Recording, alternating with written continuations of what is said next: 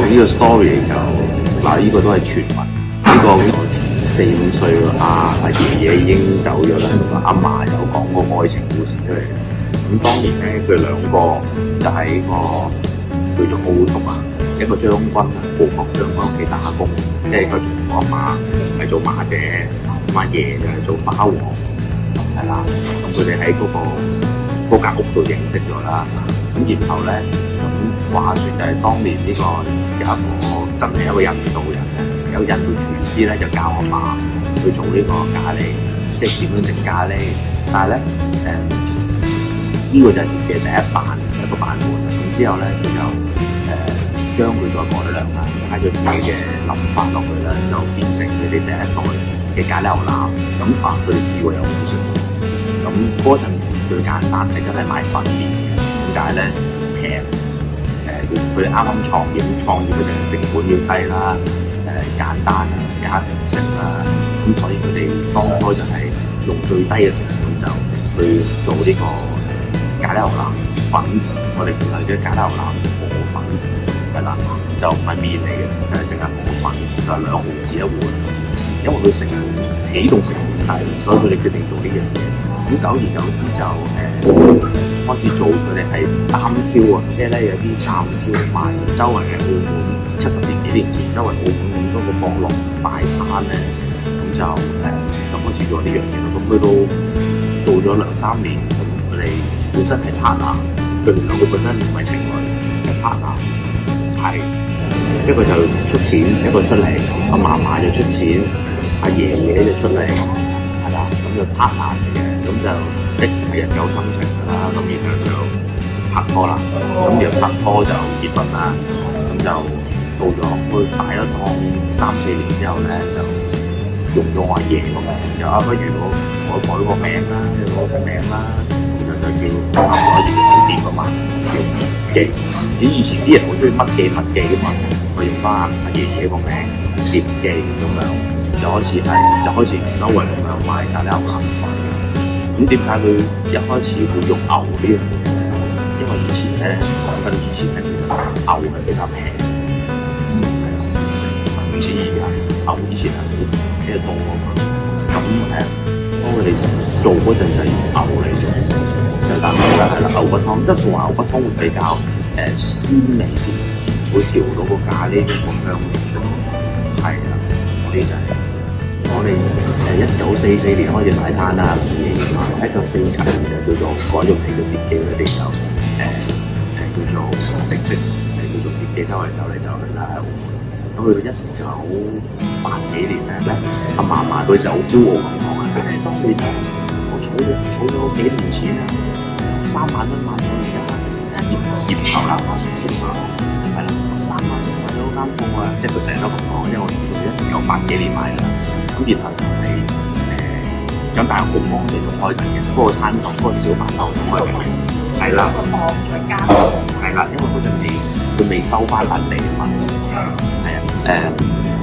就到80幾年嗰陣咧，就我爸爸翻嚟幫手啦，可能阿嫲覺得佢做得最好咯，係啊，佢跟得最貼，即係佢成個 recipe 佢跟得最貼，係啦，咁然後就80幾年之後就係開始入口啦，咁然後開始入鋪啦，咁呢個產品仲會唔同。我哋又去到1990幾年咧，90幾，我記得我出世後已經有1990咯，深水灣啲啦，就去到深圳南鎮。因為我記得我好細個揸住部電動車周圍喺南鎮走，乜嘢？但阿嫲就點解話嗰個開就因為睇中嗰度係新發展。佢話嗰度會係新發展區，所以我哋嗰度啦。我阿嫲嗰度前瞻性，阿爺嘅創業，阿叔我爸爸就係佢嘅手啦，手好口味。咁第二個就係咁嗰度都係自購物啊嘛，咁所以就嗰度係做到一直做到而家，都係叫做兩間都係冇叫即係自帶好多老嘅街坊支持。我以前就唔係做呢行，我讀書又唔係讀呢行，我讀 F&B 嘅，讀書讀金融，跟住就金融大學做飛機師，我以前揸飛機嘅，咁然後飛咗6-7年，即係覺得好似8年都夠啦，爸爸又上咗有，係啦，係啦，澳門航空嗰陣係啦，跟住就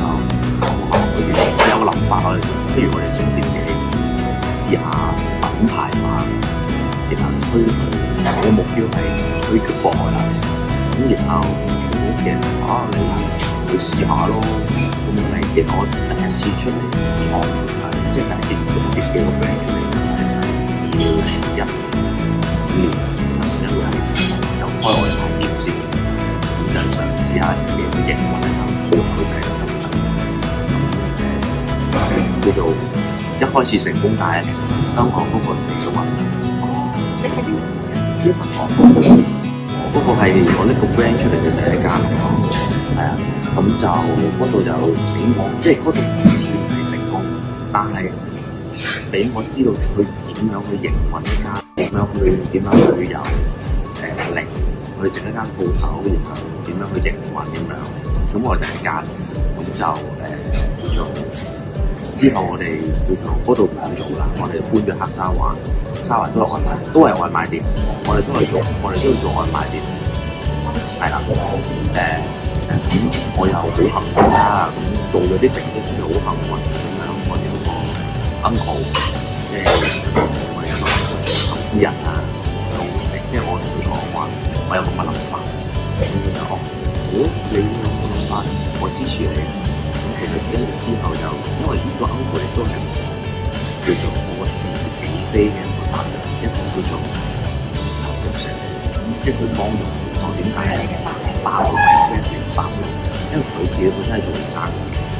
佢自己又好出名嘅一個商人，咁喺佢支持下咧，佢個教育啦，佢個資源啊支持啦，佢好幫，即係佢都俾好多諗法點樣去營運一間企業啦，咁然後就喺上2-3年開始擴張啦，即係我哋叫做啲人話爆發式擴張，我哋1年係最高去到開到6間分店，係啦，6間有包括外賣店嘅，係啦。